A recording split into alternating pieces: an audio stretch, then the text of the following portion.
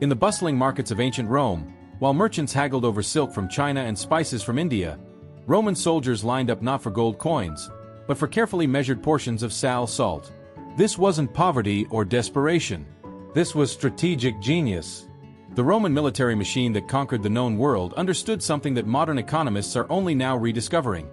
True wealth isn't always measured in precious metals, but in essential commodities that sustain life itself.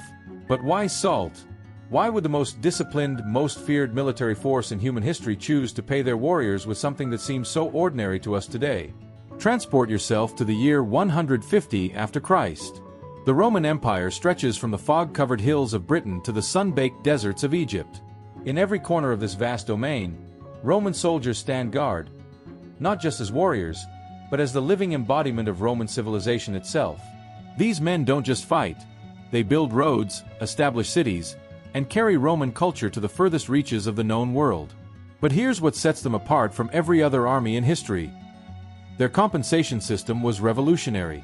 While other civilizations paid their soldiers with whatever resources were available, grain in Egypt, livestock in Gaul, or simple promises of future plunder, Rome had discovered something far more sophisticated. They had found the perfect currency for an empire that spanned 3 continents and a dozen different economies. The answer lay not in gold, which was precious but heavy and difficult to transport. Not in silver, which could tarnish and lose value. The answer lay in sal, a substance so vital to human survival that it had been traded across continents for thousands of years before Rome even existed. Salt was portable, imperishable, universally valuable, and absolutely essential for life itself. This wasn't just about preserving food, though that was crucial for an army constantly on the move. This was about understanding that true military strength comes from logistics, from the ability to keep your soldiers healthy, motivated, and supplied no matter where they are in the world. Roman generals knew that an army marches on its stomach, and salt was the key to keeping that stomach satisfied. The system was elegant in its simplicity. A Roman soldier could take his salt payment anywhere in the empire and trade it for local goods. In Germania, he might exchange it for warm furs. In Africa, for dates and exotic fruits. In Gaul, for the finest wines. Salt became the universal language of commerce that bound the empire together. But the story of Roman salt payments reveals something even deeper about this extraordinary civilization. It shows us how Rome didn't just conquer the world through military might. They conquered it through innovation, through understanding human nature, and through creating systems that would outlast emperors and survive the fall of cities. Before we dive into the ancient roads that connected Rome to the known world, let me make a quick invitation. If you're new to the channel and enjoying the content, subscribe and hit the like button to help the channel grow. Now, let's get back to the legions that marched these very roads, carrying not just their golden eagles, but also small bags of salt that represented far more than just a salary. What those soldiers couldn't have known was that they were carrying the seeds of economic principles that would shape civilization for the next 2,000 years. Picture Marcus Aurelius Corvus, a young legionnaire from the hills outside Rome, standing in formation as dawn breaks over the military camp at Vindobona, on the banks of the Danube River. The year is 170 after Christ, and Marcus has just completed his first month of service in the Roman army. Like thousands of other soldiers across the empire, he's about to receive his monthly stipendium. But not in the way you might expect. The paymaster, a grizzled centurion named Gaius Brutus Maximus, approaches with a leather satchel that doesn't jingle with coins. Instead, it rustles with small cloth pouches, each containing precisely measured portions of sal. This scene is repeated simultaneously across the Roman world, from the windswept fortresses of Hadrian's Wall in Britain to the desert outposts along the Euphrates River in modern-day Iraq. But to understand why this system emerged, we must travel back 3 centuries earlier, to the time when Rome was still a modest city-state struggling for survival against its neighbors. In those days, around 450 before Christ, Roman soldiers weren't professional warriors at all. They were citizen farmers who left their plows to fight during campaign seasons, returning home to harvest their crops when battles ended. These early Roman armies faced a critical problem that would challenge military leaders for centuries. How do you supply and pay an army that operates far from home? Ancient sources tell us that soldiers initially received what the Romans called a noni, grain rations supplemented by whatever food they could forage or purchase locally. But grain was bulky, perishable, and varied dramatically in quality and availability depending on geography and season. Enter Lucius Junius Brutus, not the famous assassin of Julius Caesar, but his ancestor, a military innovator who served as consul in 509 before Christ. Historical records from Livy suggest that Brutus was among the first Roman leaders to recognize salt's potential as military currency. Salt, he understood, solved multiple problems simultaneously. It was lightweight. A month's salt ration weighed less than a single day's grain supply. It never spoiled, meaning it could be stored indefinitely without loss. Most importantly, it was universally valued across every culture the Romans encountered. The transformation didn't happen overnight. Archaeological evidence from Roman military camps shows a gradual evolution in storage facilities. Earlier camps feature large granaries for storing bulk grain supplies. Later camps, dating from around 300 before Christ onward, show smaller, more secure storage rooms. Precisely the type needed for storing valuable salt supplies. But salt's military value extended far beyond mere currency. In the marshes around Rome, soldiers learned that salt could be used to preserve meat during long campaigns, allowing armies to carry protein sources that wouldn't spoil during weeks-long marches. Salt could treat wounds, preventing infection in an era when battlefield medicine was primitive. It could purify questionable water sources, a crucial capability when armies crossed unfamiliar territories with unreliable water supplies. The Roman engineer and architect Vitruvius, writing in the 1st century before Christ, documented how Roman military camps were designed with specific salt processing areas. These weren't just storage facilities.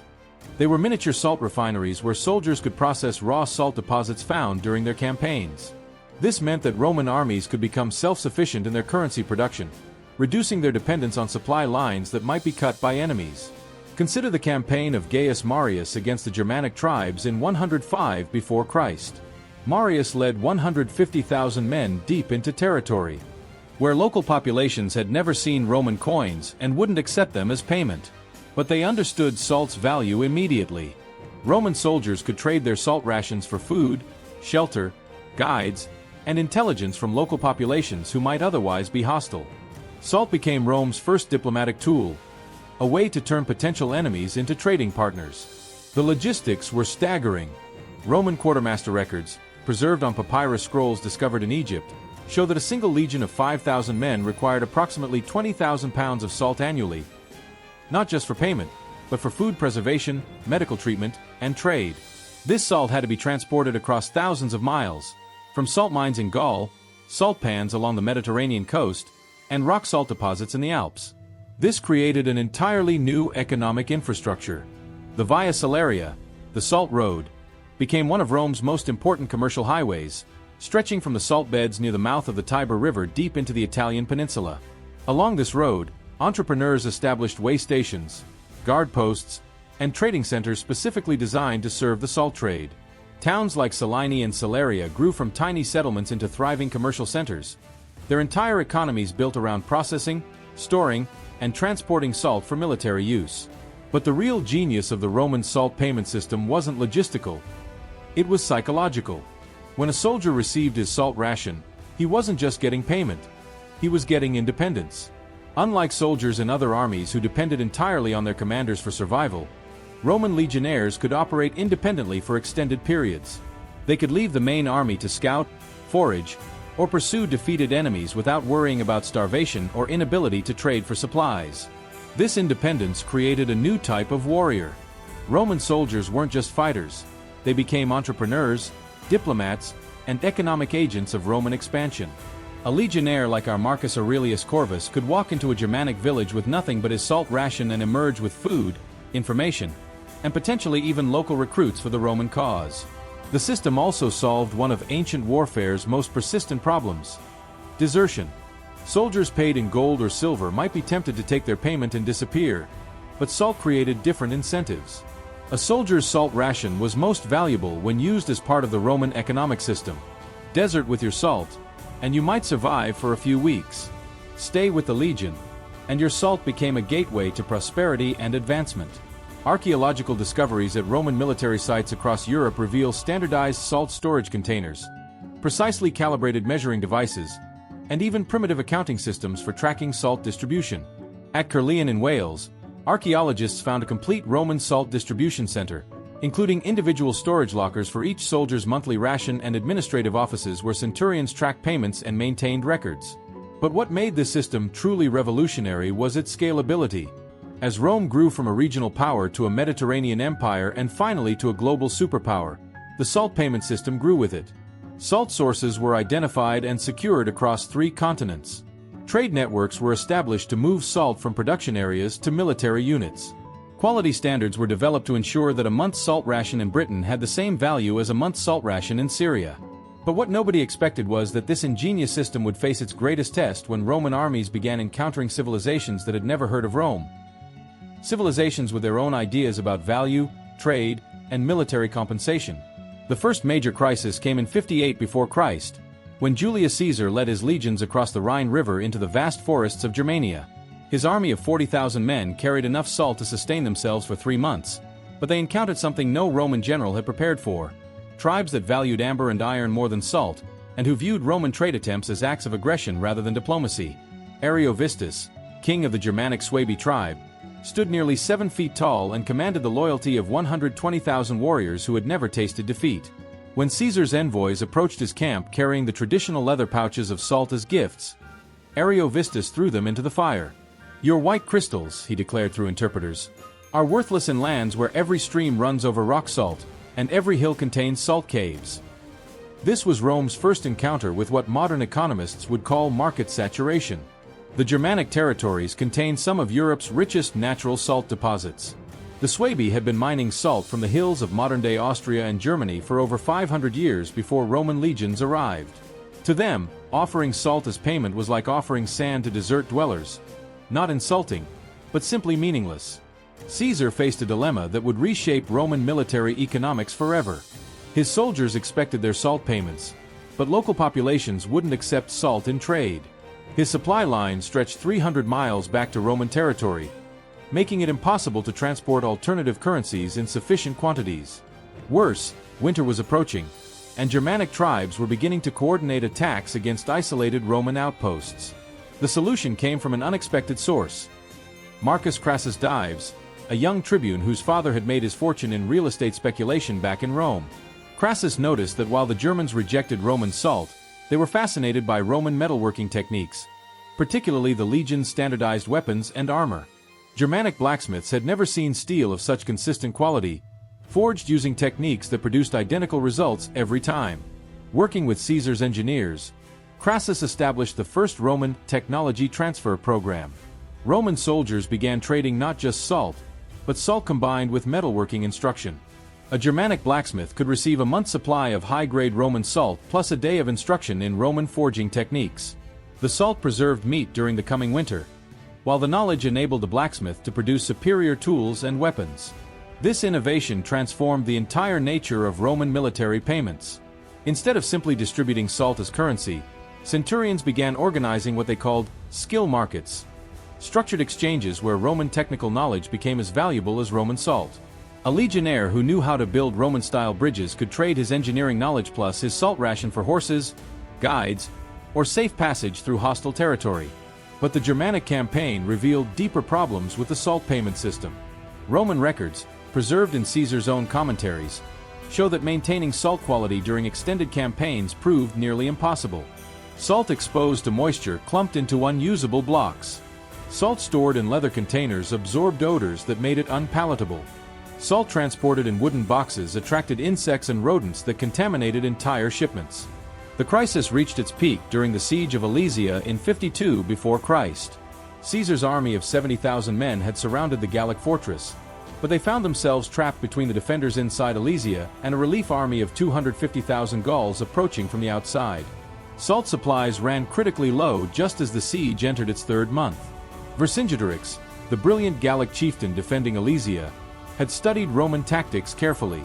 He knew that Roman soldiers depended on their salt rations not just for payment, but for food preservation and medical treatment.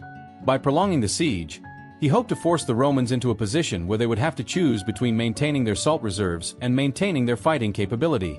The solution came from Titus Labienus, Caesar's most trusted lieutenant, who understood something that Vercingetorix had overlooked. Roman soldiers weren't just passive recipients of salt payments. They had become sophisticated traders who understood local markets better than anyone else in the ancient world. Labienus authorized his men to begin trading their personal salt reserves directly with Gallic civilians who were caught between the opposing armies. This created an unexpected economic dynamic. Gallic farmers, cut off from their normal food storage methods by the chaos of war, desperately needed salt to preserve what little food they could produce. Roman soldiers, facing potential starvation, needed fresh food more than they needed currency. Direct soldier-to-civilian trading bypassed both armies' official leadership and created a parallel economy that sustained both sides during the siege. Archaeological evidence from Alesia, excavated in the 19th and 20th centuries, reveals the sophisticated nature of these transactions. Archaeologists found standardized measuring devices, primitive contracts written on bark and clay tablets, and even rudimentary banking systems where trusted intermediaries held salt deposits for soldiers who were actively fighting. But the most remarkable discovery was a series of clay tablets containing what appear to be the world's first military pension records.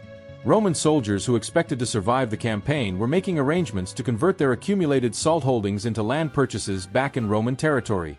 Salt wasn't just currency for immediate needs. It had become a long-term wealth storage system that allowed common soldiers to plan for retirement. The success at Alesia established salt payments as the foundation of Roman military expansion, but it also revealed the system's ultimate limitation. As Roman armies moved further from Mediterranean salt sources and encountered more diverse local economies, maintaining a salt-based payment system required increasingly sophisticated logistics networks. A legionnaire serving in Britain needed his salt ration to have the same purchasing power as a legionnaire serving in Syria, but British and Syrian markets valued completely different goods. Marcus Agrippa, Augustus's most capable general, solved this problem by creating the world's first standardized exchange rate system. Working with merchants across the Roman world, Agrippa established fixed conversion rates between salt and local currencies. One Roman salt ration equaled 12 Germanic iron arrowheads, or 6 British woolen cloaks, or 3 Egyptian papyrus scrolls. These rates were updated annually and distributed to every Roman military unit, creating economic stability across an empire that spanned 3 continents. The system worked so well that it began attracting imitators. Parthian armies in modern-day Iran began paying their soldiers with silk instead of silver. Germanic tribes started using amber as military currency. Celtic chieftains in Gaul began organizing their own commodity-based payment systems modeled directly on Roman practices. But this success created unexpected consequences. As more civilizations adopted commodity-based military payments, traditional trade relationships began breaking down. Regions that had specialized in producing specific goods found their markets disrupted by armies that carried their own trading materials.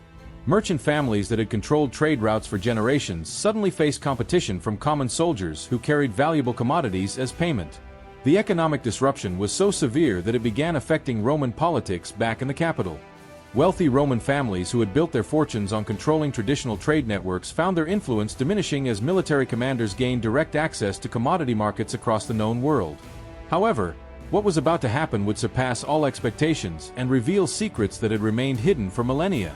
The revelation came not from a battlefield, but from a dusty warehouse in Alexandria, Egypt, in the year 31 before Christ. As Octavian's forces prepared for the final confrontation with Mark Antony and Cleopatra, a young scribe named Apollodorus discovered something that would rewrite everything historians thought they knew about Roman salt payments. Hidden beneath layers of bureaucratic records in the Great Library's administrative archives, Apollodorus found a collection of papyrus scrolls that had been sealed for over 2 centuries. These weren't military records or historical chronicles. They were detailed financial ledgers from the world's largest salt trading consortium, a secret organization that had been manipulating salt prices across the Mediterranean for generations. The scrolls revealed a conspiracy that reached to the highest levels of Roman government. The salt payment system that had built the empire wasn't the result of military innovation or economic genius. It was the product of careful manipulation by a shadowy network of merchants, politicians, and military commanders who had been artificially inflating salt's value to maintain their own power and wealth. Marcus Licinius Crassus, the richest man in Rome and member of the First Triumvirate alongside Caesar and Pompey, had been the conspiracy's mastermind.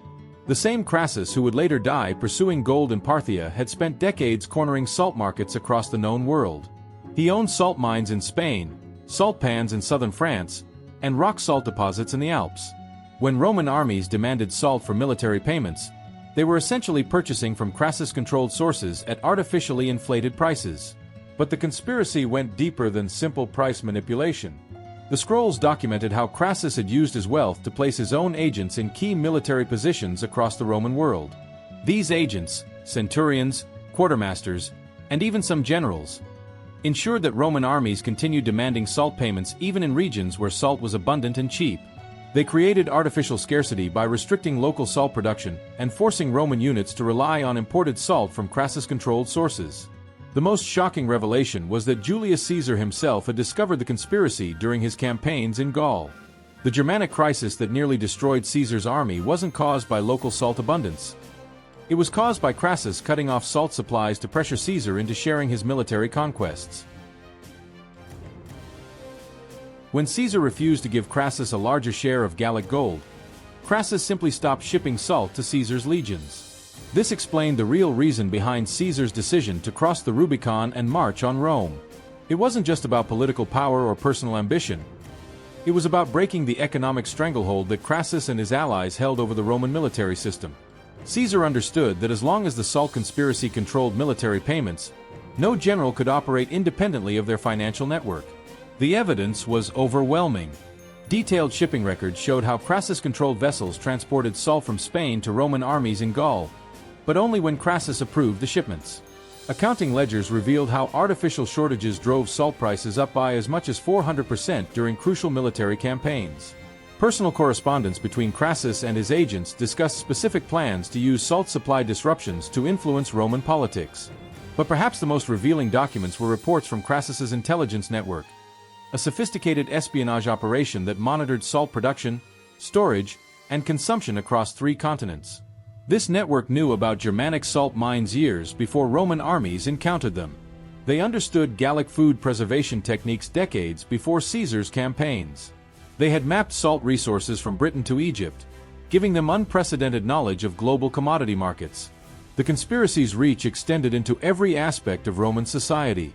Wealthy Roman families who supported the salt payment system weren't just patriotic citizens backing military innovation.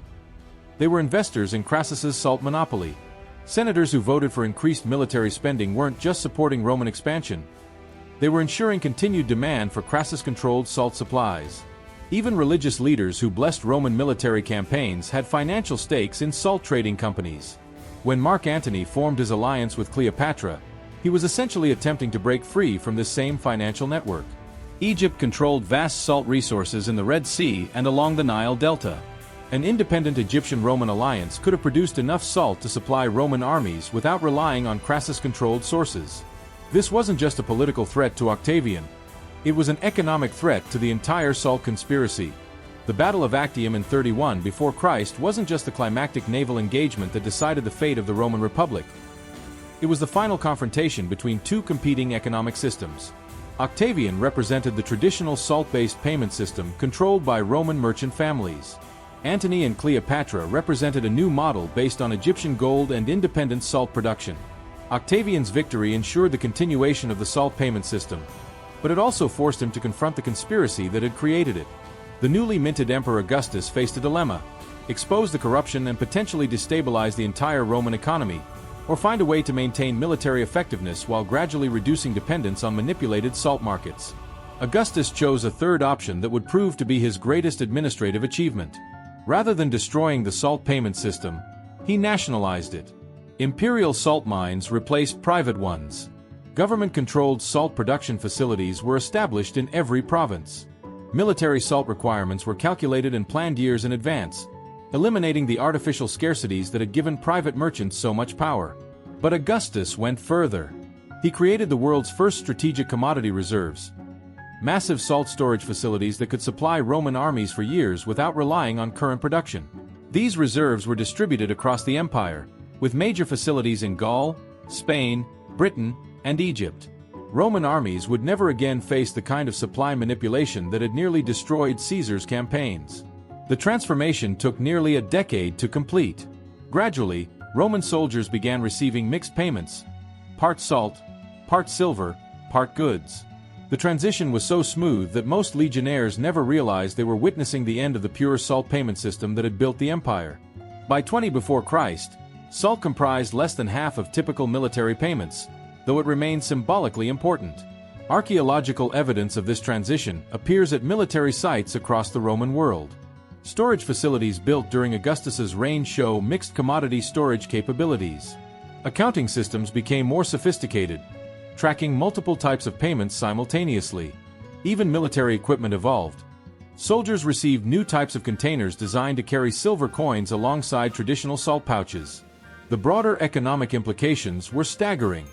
Breaking the salt monopoly freed up enormous amounts of capital that had been locked into artificial commodity manipulation. This capital flood funded the massive construction projects that defined Augustus's reign: aqueducts, roads, amphitheaters, and public buildings that transformed cities across the Roman world. More importantly, it demonstrated something that wouldn't be fully understood until modern economic theory developed. Commodity-based currencies work best when they're based on genuine scarcity and universal value, not artificial manipulation. Roman military power had been built on salt payments, but Roman imperial stability required moving beyond them. The salt payment system's legacy lived on in Roman law, language, and culture. The word salary preserved the memory of soldiers paid in salt. Roman legal concepts of fair payment and standardized value were based on principles developed for salt distribution. Roman engineering principles for storage, transportation, and quality control had been perfected through centuries of managing salt supplies for military use. But perhaps the most important legacy was strategic. Augustus's experience with the salt conspiracy taught him that economic independence was just as important as military power. This lesson would guide Roman imperial policy for the next 400 years, as emperors worked to ensure that the empire's survival never again depended on resources controlled by private interests. As the Roman Empire reached its greatest territorial extent under Trajan and Hadrian, the sophisticated logistics systems originally developed for salt distribution enabled unprecedented coordination across vast distances. Roads built for salt transport carried messages, troops, and trade goods. Administrative systems designed for tracking salt payments evolved into the bureaucratic networks that governed provinces from Britain to Mesopotamia. The story of Roman salt payments reveals something profound about the nature of power, innovation, and human civilization itself. What began as a practical solution to military logistics became the foundation for economic principles that still govern our world today. Every time you receive a salary, every time you hear someone described as worth their salt, every time you use the phrase salad, derived from the Roman practice of salting vegetables, you're connecting with a tradition that stretches back over 2,000 years. But the deeper lesson isn't about salt at all. It's about how civilizations create value, distribute resources, and maintain loyalty across vast distances and diverse populations. Roman generals understood something that many modern leaders forget. True power comes not from controlling people, but from creating systems that make people want to participate. A Roman soldier carrying his monthly salt ration wasn't just an employee. He was a stakeholder in the empire's success, an entrepreneur who could trade his way to prosperity, a diplomat who could negotiate with foreign peoples using universally understood currency. The salt payment system worked because it aligned individual incentives with collective goals. Soldiers protected their salt supplies because those supplies represented their personal wealth. They fought effectively because victory meant access to new salt sources and trading opportunities. They remained loyal because desertion meant losing access to the economic networks that made their salt valuable. Rome didn't just conquer the world through military might. They conquered it by creating economic systems that made Roman citizenship more valuable than independence. The conspiracy that nearly destroyed this system teaches us equally important lessons about the fragility of trust in economic relationships. When Crassus and his allies manipulated salt prices for personal gain, they weren't just stealing money. They were undermining the very foundations of Roman military effectiveness. The salt payment system only worked when soldiers believed their compensation had genuine value. Once that trust was broken, the entire system became vulnerable to collapse. Augustus's solution, nationalizing salt production while gradually transitioning to mixed currency systems, demonstrated remarkable political and economic sophistication. He preserved the symbolic and practical benefits of salt payments while eliminating their vulnerabilities. This balance between tradition and innovation became a hallmark of Roman imperial administration, enabling the empire to adapt and survive for centuries after other civilizations had collapsed. Perhaps most remarkably, the Roman salt payment system anticipated modern economic concepts by nearly 2 millennia. Supply chain management, quality control, standardized exchange rates, strategic reserves, and even early forms of military banking.